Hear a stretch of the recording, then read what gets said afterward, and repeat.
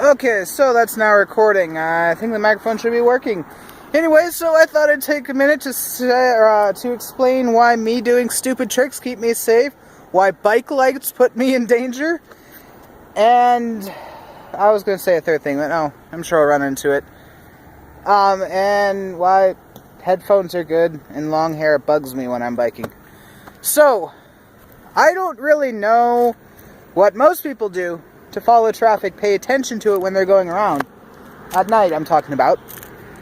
But with me, I don't look for the actual vehicles. I'm at an intersection here to see if I could catch some, but it's too bright of an intersection. Brightly lit spots can be an issue too sometimes, but I don't look for vehicles. What I do is I look for shadows in the ground. Because if you have a car coming, it's going to have headlights, because it's required to, technically bikes are, but anyway, so you're going to see, it's going to light up spots, and you're going to have poles, whether it be street signs or traffic light, or same thing, or, no, street signs, traffic lights, trees, whatever the heck it is, and that is going to make a line in the shadow, drawing it across, and from there I figure out the direction of the car, and kind of how fast it's heading, and how much attention I need to pay to it. So, if I have a light, that completely floods the light of everything. I can't see anything.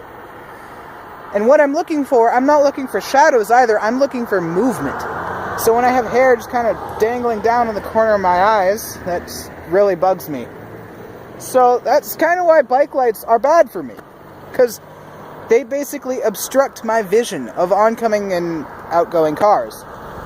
I was also going to talk about how, so another thing is, I don't just look for movement, I listen for movement. So, like, if you have a car, or if you have a person walking by, it will make at least a little bit of noise, and from that you can tell where it is, how fast it's moving, and generally what size of a vehicle it is.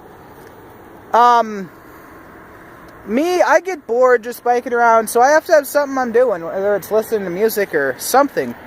So, I like what 21 Pilots says, sometimes silence is violent. I don't have much more than that, but I can still hear noises like cars going through or going by on my headphones. Music isn't always all really loud. Usually there's quiet spots, and from there I notice, hey, there's something behind me. Maybe I should check it out. Oh, no, it's just nothing. Whatever. So just kind of that's how blocking that off is useful to me. Maybe not good, but useful.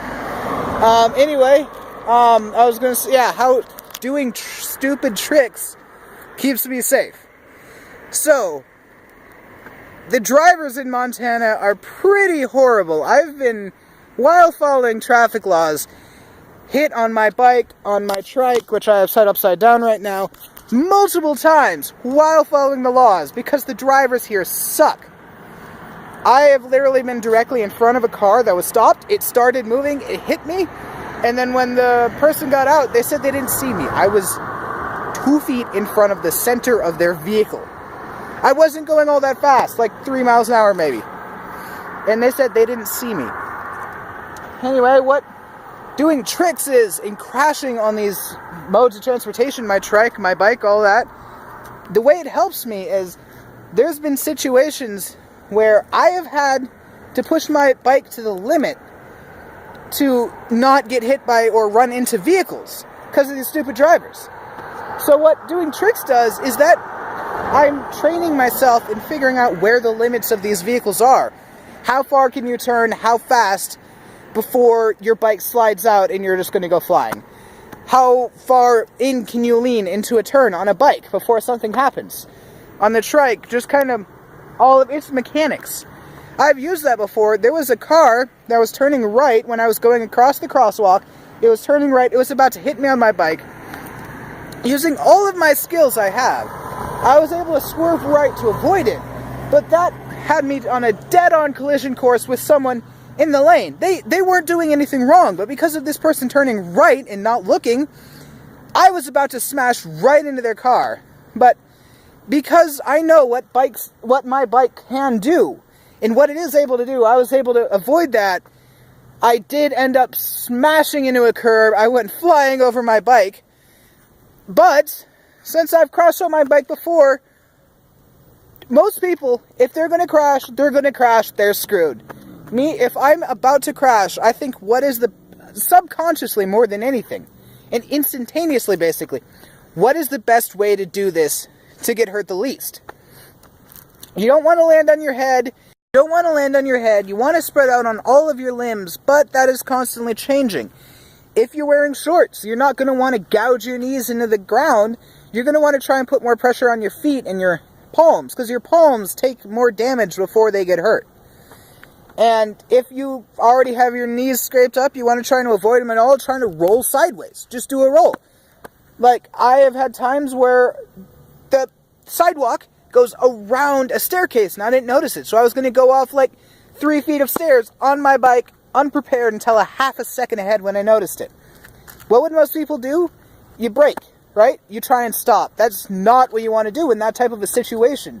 And from my experience, instinctively, I pedaled as hard as I could, went going as fast as I could, and then went from there. Now, I still got hurt. I was basically crawling home. But because I didn't try and stop, I didn't flip over, smash my head or whatever, I landed and kind of fell off into the grass. Okay, now I remember the other thing I was going to talk about. I was going to mention how me not following traffic laws keeps me safe. And I'm not trying to say traffic laws are stupid, which there are plenty of stupid ones there's some state where if you have an oil lamp on the front of your car, you can go the wrong way down a one-way street. That's not what I'm talking about. What I'm talking about is, if I'm following traffic laws, I'm not paying attention. I'm thinking everyone else is going to and not act like an idiot. I am paying some attention, but I'm generally thinking, no one's going to run a red light, no one's going to do something stupid, take a left on red, which happens more often than you think. But when I'm not following the traffic laws, which could be something as simple as going the wrong way down a bike lane, because those are directional.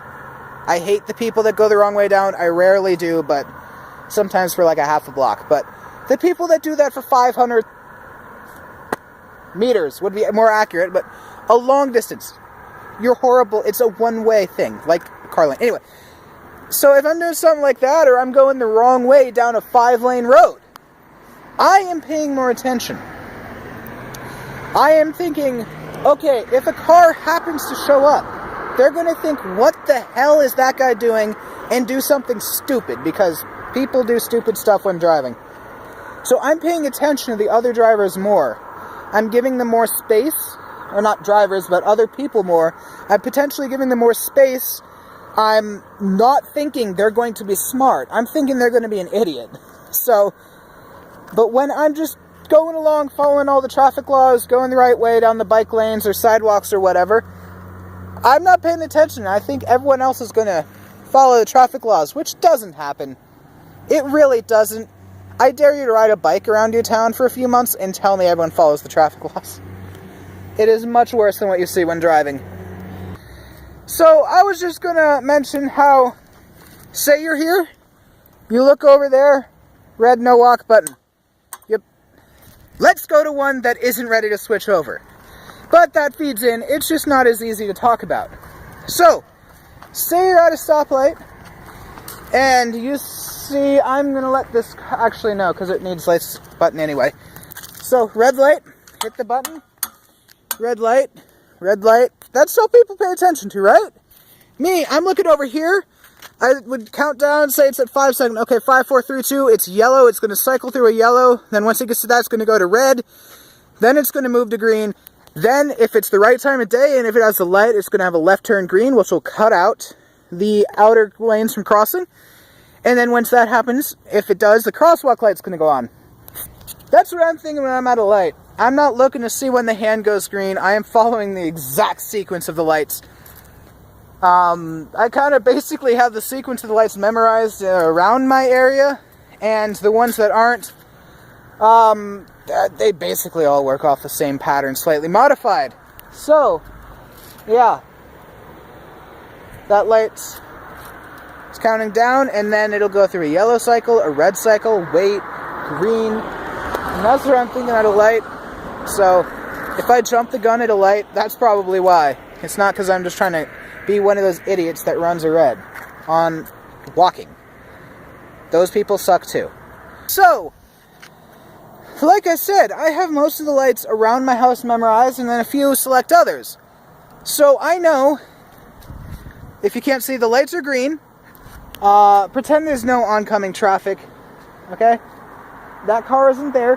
If there's nothing here, and the lights up ahead are green, that means as soon as I press this walk button, the light is going to turn, and it'll say just walk. It's not even going to give me a wait time. So sometimes, yes, I will run through those so I can hit the button and go sideways without waiting for the walk timer to count down. Because, and this is if there is no one around, so, because like I said, drivers act idiotically when they see people doing stuff like that.